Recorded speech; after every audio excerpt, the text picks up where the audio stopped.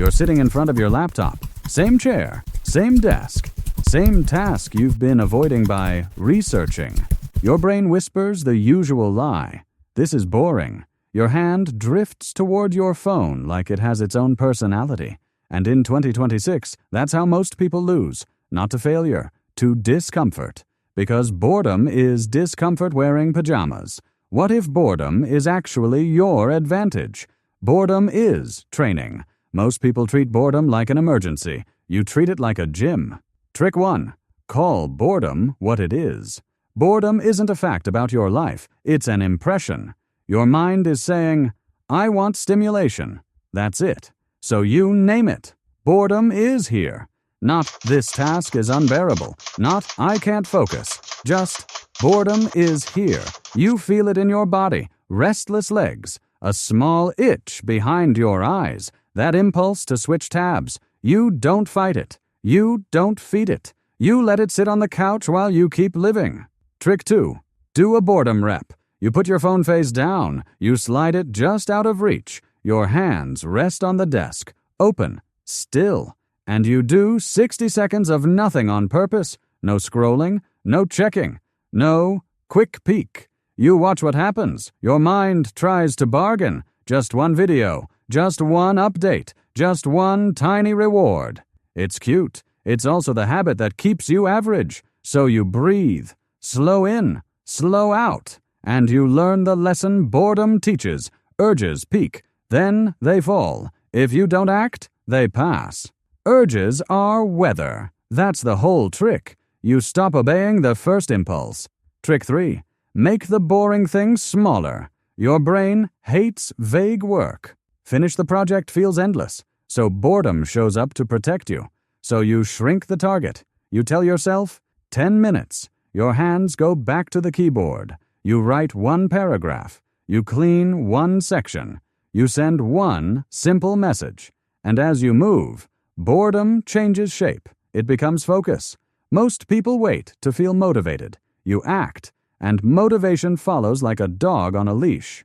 Trick 4. Practice the quiet kind of discipline. There's a version of discipline that looks impressive. Late nights, big speeches, high drama. And there's the version that wins. The version where you keep showing up to small things. You do the warm-up. You do the reps. You reply with kindness. You clean up your mess. You finish what you start. No one claps. That's why it works. Because boredom is where your ego stops getting fed. And when your ego isn't being fed, you can finally work.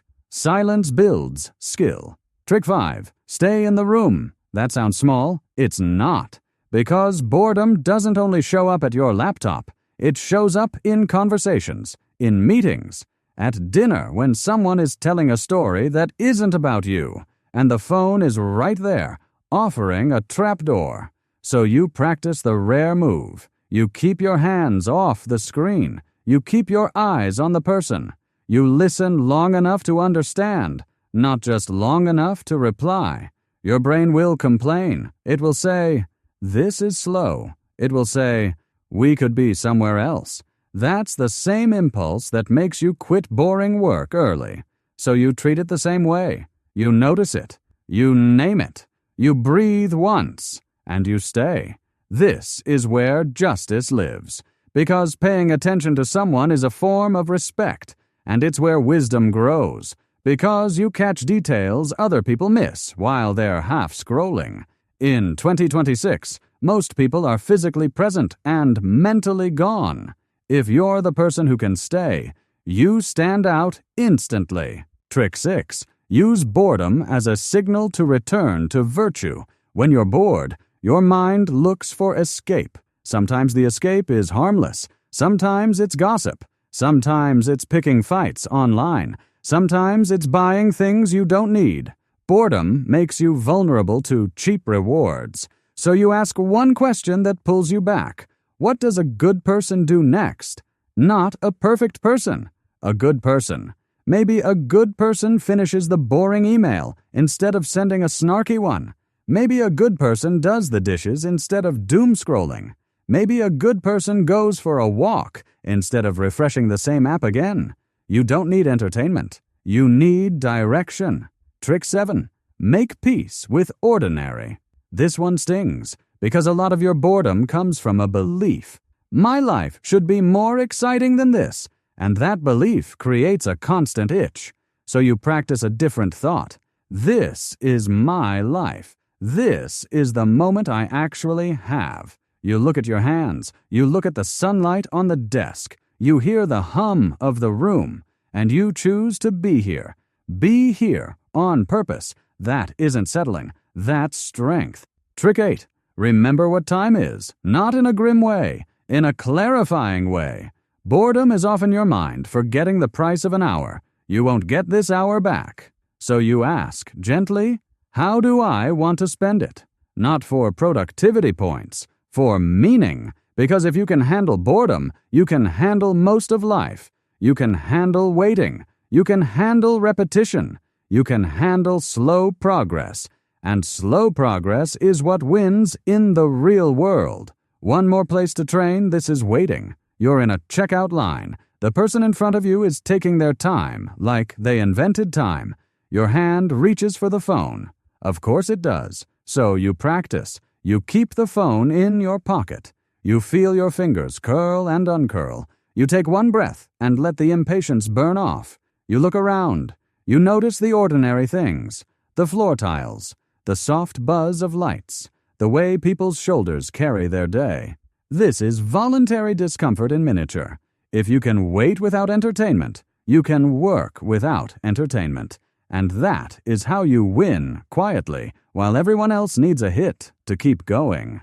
Now let's make this concrete. Here's the practice you do today in under 2 minutes. You put your phone away. You sit upright. You feel your feet on the floor. You take 3 slow breaths. Then you pick one boring task and you start it for 10 minutes. When boredom shows up, you say, I see you. And you keep typing. You keep folding. You keep walking. That's the win, because the bored version of you is the one that actually builds the future.